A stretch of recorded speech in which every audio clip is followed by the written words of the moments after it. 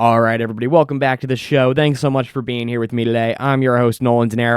So we're coming up on the end of 2025, so I figured what better to do today than to give you guys my top 5 best and worst moments from the first year of this second Trump term.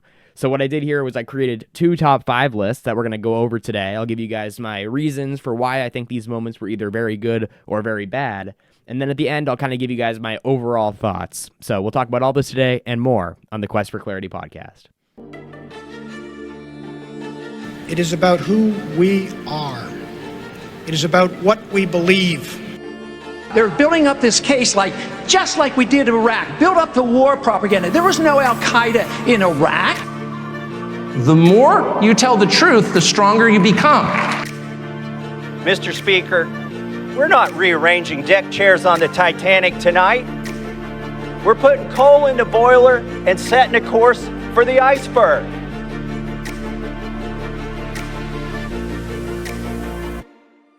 Maybe we should improve the liberty of our own country before we seek to do so abroad. Some of us have paid attention to the fact that the expert class, including the foreign policy experts, lie all the time. The correct answer to this, of course, as it always is liberty.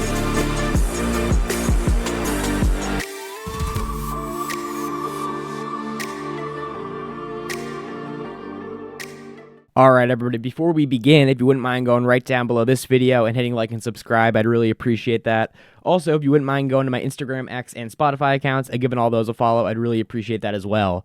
Let's get into the top 5 list here. So, again, I made top 5 best and worst moments, and we're just going to essentially go down the list, and I'll give you guys my reasons for these moments.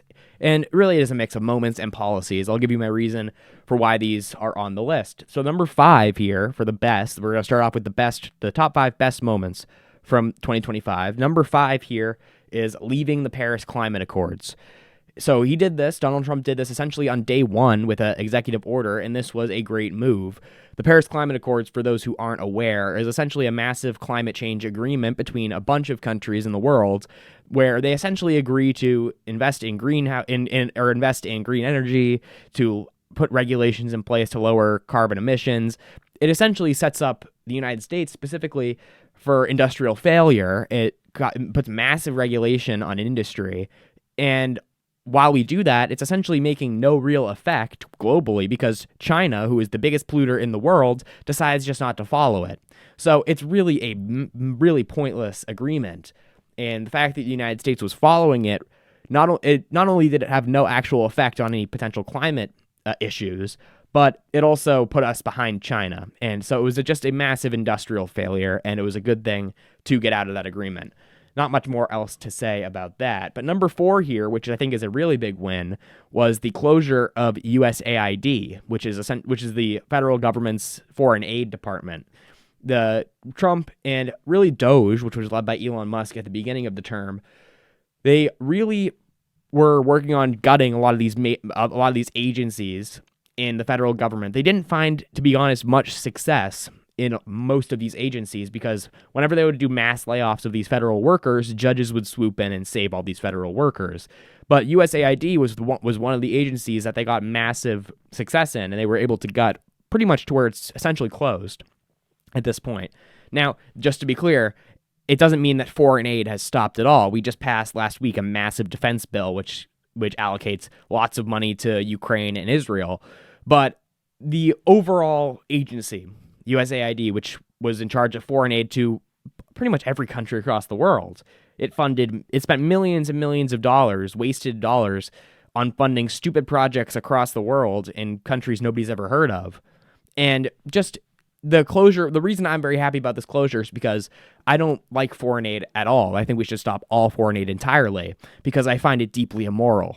People say we give out the foreign aid for moral reasons because we have money to spare and we can give it to these third world countries. What that fails to recognize is that we don't have the money to spare. And the government actually doesn't just have money to give out. The only way the government is getting money is by some way or another stealing from you. And what foreign aid really is, as Ron Paul always put it just so perfectly, it's taking from poor people in America and giving it to rich people across the world, because that's where all this money really ends up. It ends up in the pockets of all these corrupt nonprofits overseas, and all it's doing is taking money through taxes or through printing, which both of which are taking money, or at least the value of your money from you. It's taking your money and distributing it abroad when you could use your money, when poor people in America could actually use that money to like buy food or clothes or pay for childcare.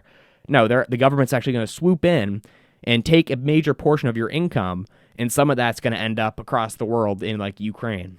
So that's why foreign aid, just as a concept, is so ridiculous. And I'm glad that the Trump administration did as much work as they did to try and close down USAID, because it was just an incredibly corrupt organization funneling money to all these corrupt countries across the world, and in the process just taking money from poor Americans. So it's a great thing that they were able to close down as much of it as they did. Again, that doesn't mean foreign aid had stopped entirely. We were still giving out massive amounts of money to Ukraine and Israel pretty much every month at this point. But they did good work in closing down USAID, so we do need to acknowledge that. Now, the next number 3 here on the list, the next thing we'll be discussing is basically tearing down federal DEI programs. And this is a major win because, of course, DEI programs are essentially legalized discrimination. And they targeted through, I'll read the exact executive order here that was signed pretty quickly in this year. It's called the Ending Radical and Wasteful Government DEI Programs and Preferencing. That was the executive order. And it ended all DEI programs and framed them as, quote, illegal and immoral discrimination, which they are. Of course they are.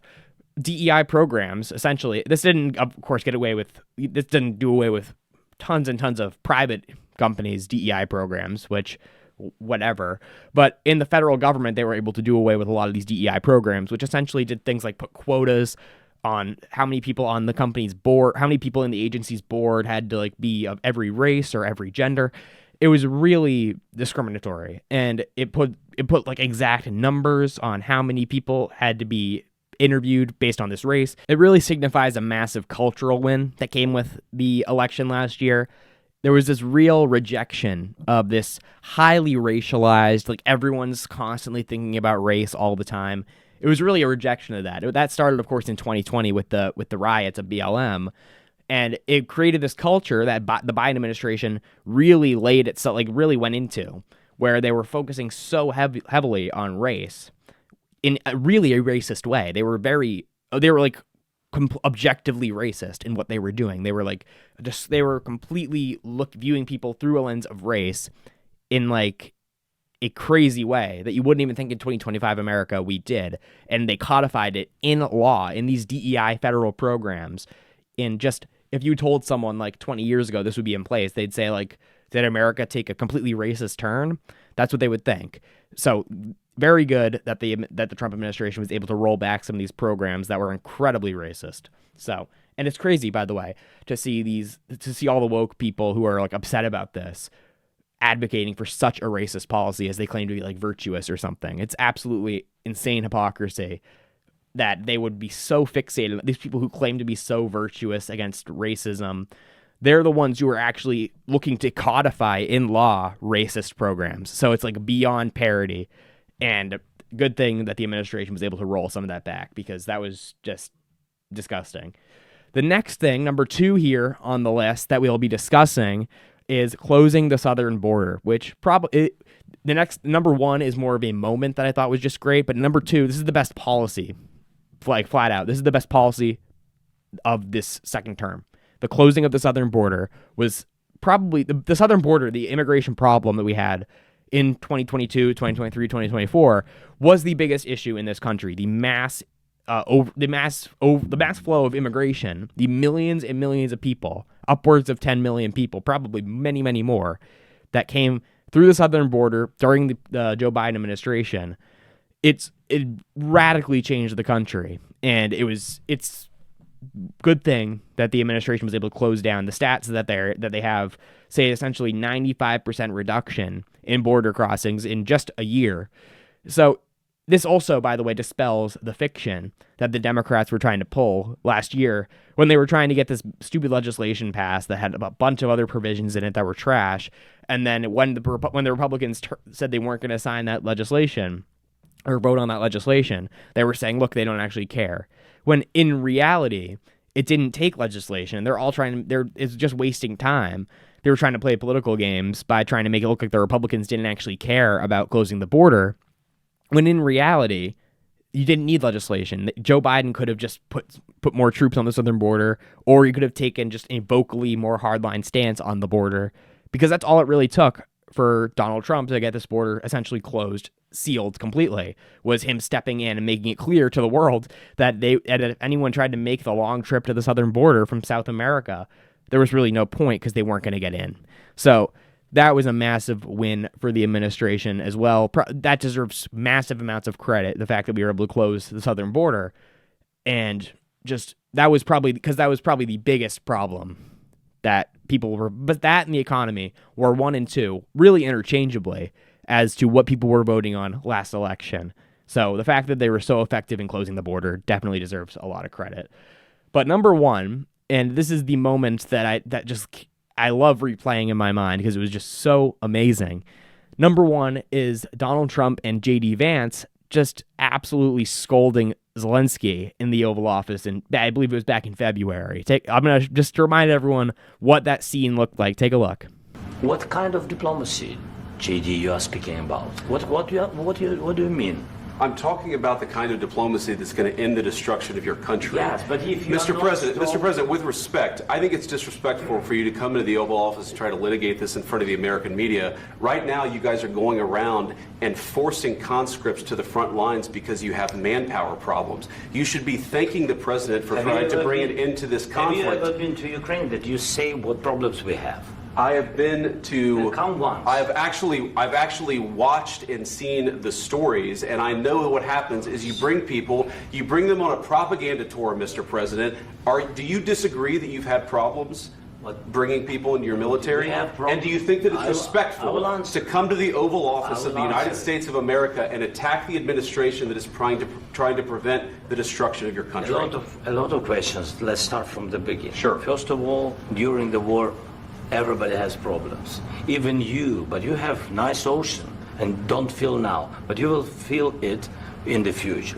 God bless. You don't know that. God bless. God bless. You will not have a war. Don't tell us what we're going to feel. We're trying to solve a problem. Don't tell us what we're going to feel. I'm not telling you. Because you're in no position to dictate that. That's exactly what you're doing. You're in no position to dictate what we're going to feel. We're going to feel very good. You will feel influence. We're going to feel very good and very strong. You will feel influence. You're right now not in a very good position. You've allowed yourself to be in a very bad position, and he happens to be right about it. From the very beginning of the war. You're not in a good position. You don't have the cards right now. With us, you start having cards. Right now, you don't. You're playing cards. You're playing cards. You're gambling with the lives of millions of people. You're gambling with World War III. You're gambling with World War III. And what you're doing is very disrespectful to the country, this country. That's back to you. Far more than a lot of people said they should have. Have you said thank you once? This entire meeting? No, in this entire meeting, have you said thank you? Today. You went to Pennsylvania and campaigned for the opposition in October. Offer some words of appreciation for the United States of America and the president who's trying to save your country. And this was a moment for everyone who's been paying attention to foreign policy over the past couple of years, the Ukraine war specifically. This was a moment that was so long in the making, and it was absolutely so satisfying. Because Zelensky has been the guy who's come to America over and over and over and has been morally lecturing all the American people to fork over their tax dollars to go fund his war in Ukraine while Americans here are struggling, and we're supposed to care. And keep in mind, when he was doing that under Joe Biden, the southern border of America was being completely overrun by illegal gang members and murderers. Like, this was simultaneously as Zelensky's urging Americans that they must, it's absolutely existential that they care about his border across the world in Ukraine. You have the American southern border being completely overrun by illegal immigrants. So the insult, and then Joe Biden caring significantly more about the border of Ukraine than he does about the border between America and Mexico. It created this insane imagery of Zelensky coming to America and going on stage at the Emmys or wherever he did, the Oscars or whatever it was, and lecturing Americans in front of all these Hollywood elites that have like the Ukrainian flag in their yard, about how important it is that Americans give their money away to his country. And then this moment with JD Vance and Trump, where they say everything that everyone in the country is thinking and nobody wants to say, they just say it to his face in the most powerful way we've seen. That, coupled with the latest reports, the controversy that even the New York Times reported on, that Zelensky's entire government has been corrupt this entire time and are paying for golden toilets and suitcases full of cash with all this aid money. It's the entire imagery that the media had tried to paint is just crumbling down. So it's that the policy towards Ukraine, of course, it hasn't been perfect. I think it's been really bad in some ways. The continued funding of Ukraine, the support behind Zelensky, I think it's all been really bad, a lot of it. But the policy is significantly preferable to the Joe Biden policy, which Joe Biden not even looking to make a deal with Ukraine. And at least with this administration, we're looking to try and find an off-ramp here. And as much as it may be even too late to find an off-ramp, at least they're trying. So that is the top 5 best moments from the administration so far. But let's get into the top 5 worst, because I'm going to be completely honest here. When I was crafting these lists, it was a lot easier to come up with the top 5 worst. I came up with the top 5 worst really off the top of my head, and I had to do some searching for the top 5 best. Not to say that those top 5 moments weren't good, but it was a lot easier to find the top 5 worst. So number 5 here for the worst, we covered it a couple episodes ago. We dedicated an episode to it, and I think it actually might be my most viewed episode so far. It was the Laura Ingraham Donald Trump interview from, I believe, a month and a half ago, where, oh my God, it's the worst interview that Donald Trump has ever done in his entire political career. And in that interview, he says so much stuff that's just so egregious. He says that Americans aren't talented, essentially. Laura Ingraham's pressing him on, why are we still having the H-1B visa program in place? And he says, because Americans aren't talented enough to take the jobs. And she's like, but we do have talent in the country. And he's like, no, you don't. It was like a shattering of everything that MAGA was supposed to be. And he just comes out and says, nope, you're wrong. Americans aren't talented. We need all these foreign workers to pour in to take these jobs at the car manufacturing facilities and at all these factories.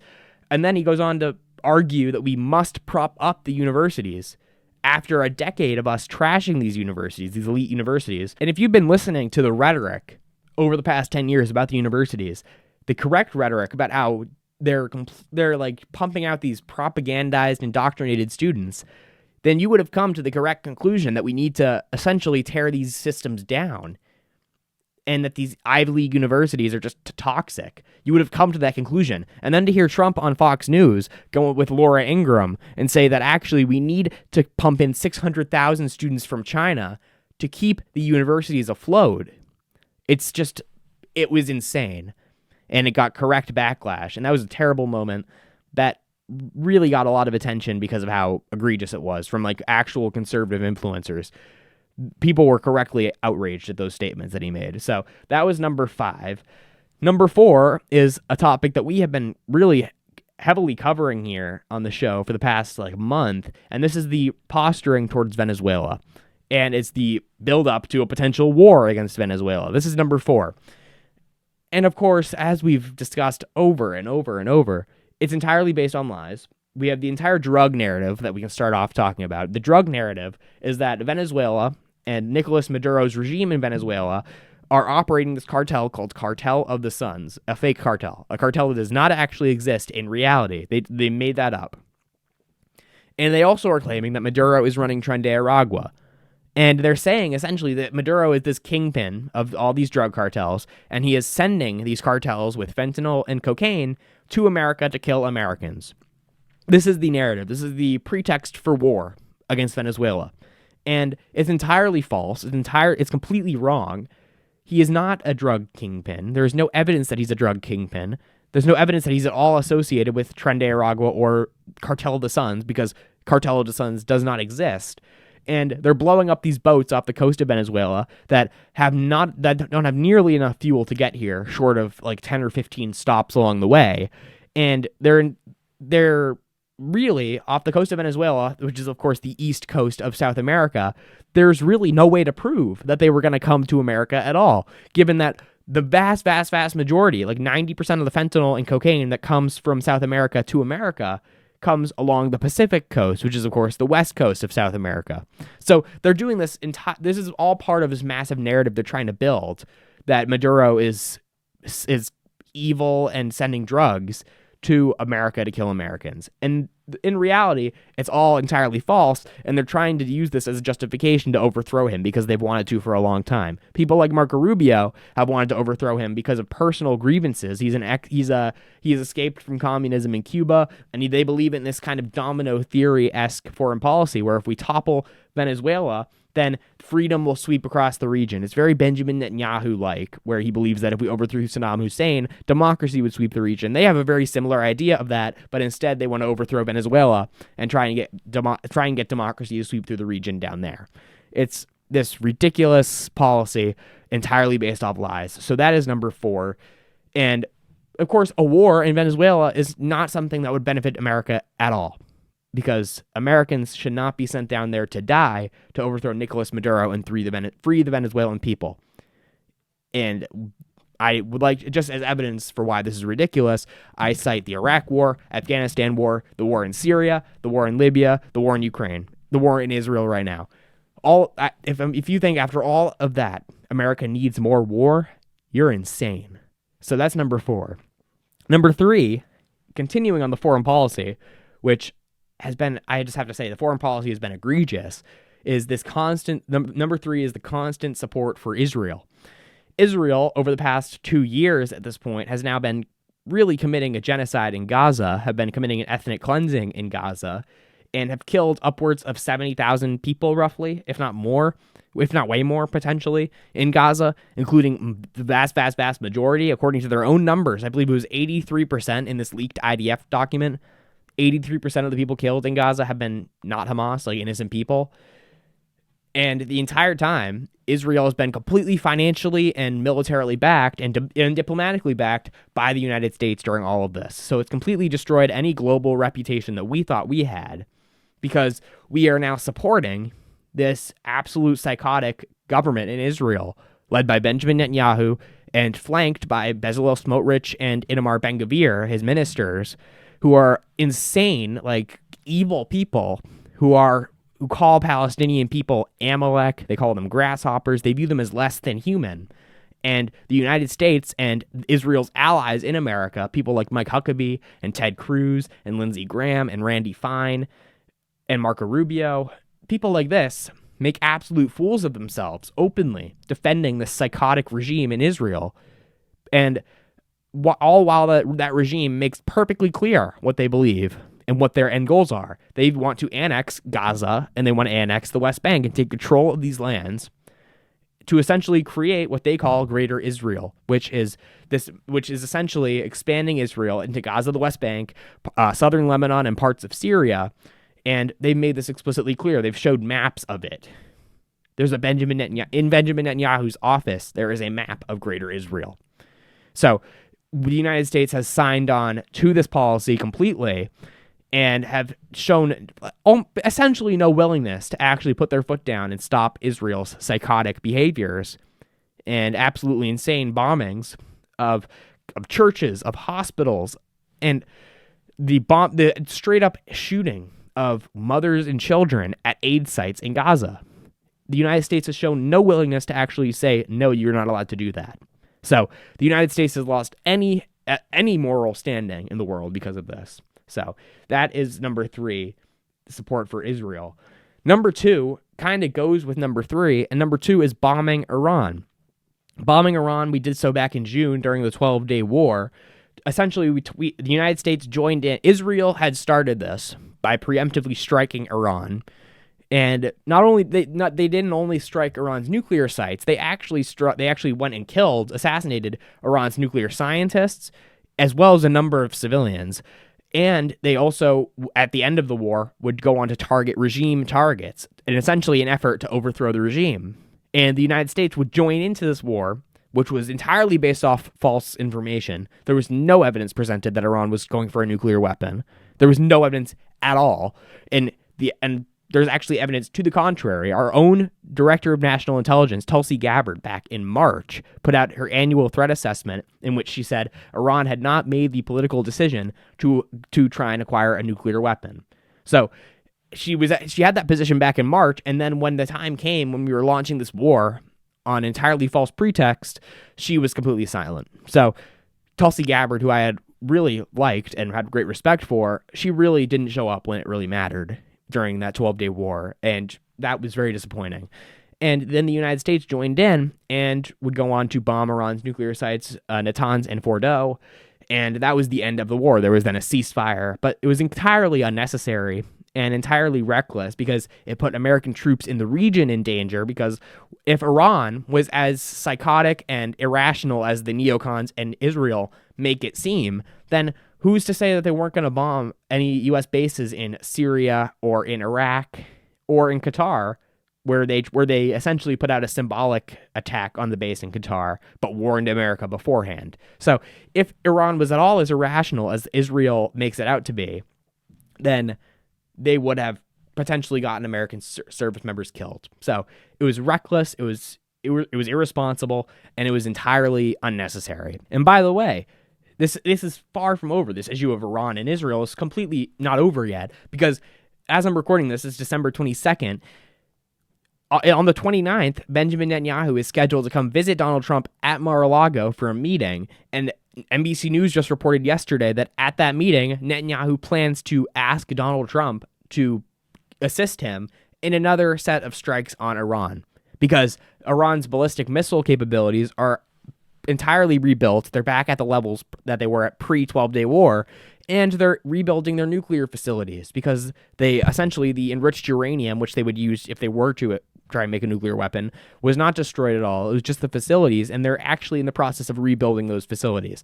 So for everyone that tried to say right after this war ended that this was over, that Iran was permanently put down, they're wrong. And Israel still has ambitions to see this regime overthrown, and they're not trying to do it alone. They're trying to get the United States on board. So keep an eye on that. We'll be sure, if there's any major updates on that, we'll be sure to cover it here on the show, because that's major. That's a major story, because if the United States gets sucked into a war, a regime change effort in Iran on behalf of Israel, that's incredibly reckless and dangerous, and it would be a terrible policy move for Trump to make. But number one here, and this, again, we've been covering it here consistently on the show, it's just so egregious. It's the Epstein scandal. You'll recall, as we've made sure everyone is aware of for this entire time, this entire scandal, the Trump administration and the people in this administration, from Kash Patel to Dan Bongino to Pam Bondi to J.D. Vance to Donald Trump himself, all ran partially on releasing the Epstein files. The vice president, the attorney general, the deputy FBI director, the actual FBI director, and the president all said at one point or another that, yes, we will release the Epstein files. And then come time to release them, they put out this memo back in the summer, which said there was nothing to see here. And they said there was no investigation needed, and Epstein killed himself. There were no clients, and that's that.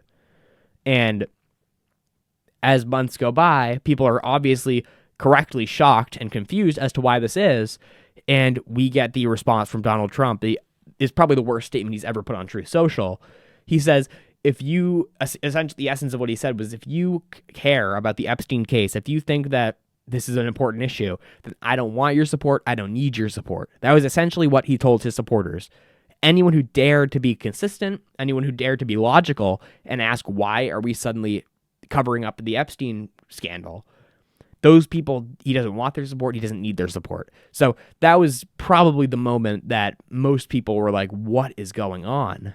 And it continued for months and months and months. I won't get into complete detail here because I've done extensive episodes about this. You can go back and watch. But for months, you had Thomas Massie and Marjorie Taylor Greene in the Republican Party. Of course, Ro Khanna, the Democrat, but Thomas Massie and Marjorie Taylor Greene leading the fight in the House for this discharge petition to force the DOJ to essentially put everything out there and release all these files, these redacted files. And the entire time, Trump is attacking Thomas Massie for getting remarried after his wife died. He attacks Marjorie Taylor Greene as a traitor and essentially runs her out of office. He makes it his goal to destroy these people that actually care about this ring led by Jeffrey Epstein. He makes it in the worst political move you could possibly make. He decides to attack the people that actually care about getting to the bottom of this blackmail ring. And it looks incredibly it looks terrible. The PR is disastrous. That it looks like he's trying to protect these powerful people. And this entire time, every step of the way, there's been massive debacles from Kash Patel, the FBI director, and Attorney General Pam Bondi, who at one time said they saw the evidence, it was on her desk, there was all these names, they were going to release it all. Then they do the stupid binder stunt where they give it to the influencers all this nothingness, these binders full of nothingness, which is a quote from Susie Wiles. And throughout the entire time, every single time, they get insanely defensive, and every time Kash Patel and Sam Bongino go on Fox News to do a friendly interview about this, they look like someone's behind the scenes, like aiming a gun at their head or something. They're like, there is nothing to see here. He's dead. He killed himself. Like, it's insane. It's the worst PR of all time. And then it just culminated a couple days ago on Friday when the DOJ by law had to release everything they had in their possession about this. And they failed to do so. And now Thomas Massie and Ro Khanna are considering putting up files of impeachment against her, or articles of impeachment against Pam Bondi, which they should. Yes, she should be impeached. She should be fired. It's insane that they haven't been fired yet. So I would say my overall thoughts about all this is that the worst aspects of this administration have been the foreign policy, the DOJ, the FBI. Everyone involved in all the decisions in those areas need to be fired instantly. It's absolutely criminal that we've continued to fund Israel, continued to fund Ukraine, and that we've engaged in this massive, large-scale cover-up of these crimes against minors by Jeffrey Epstein and his powerful friends. So that is my overall thoughts. In 2026, it's the midterm year, so I don't know how risky they're trying to play it in 2026. They're probably just going to try and be safe. But what they need to do is, it's so insane. They need to do what they said they were going to do on the campaign. They need to stop funding all these foreign wars entirely. Cut Israel off today. Cut Ukraine off today. It's so insane that we're stealing money from Americans in this country to give to people in a foreign country. It's deranged. And number two, they need to release everything about all these massive scandals, including Jeffrey Epstein, because trust in government and trust in all these institutions, whether it be the FBI or the DOJ, is completely gone. And the only way to possibly save it, and to be honest, I don't know that I want it saved. I don't think I want the FBI saved. But the only way possibly to save it would be to release everything and stop messing around with covering up these incredibly disgusting crimes and looking so guilty while doing it. So that's the video for today. I think that's where we'll end it off for today. And yeah, those are the best and worst moments. We'll see. Maybe we'll make this an annual thing. We'll see if we do this again in 2026. But those are the best and worst moments of the first year of Trump term 2. Please be sure to go down below and like and subscribe for more videos just like this. Please be sure to go to my Instagram, X, and Spotify. And I'll see you guys in the next video. Have a good one. It is about who we are. It is about what we believe. They're building up this case just like we did in Iraq. Build up the war propaganda. There was no Al-Qaeda in Iraq. The more you tell the truth, the stronger you become. Mr. Speaker, we're not rearranging deck chairs on the Titanic tonight. We're putting coal in the boiler and setting a course for the iceberg.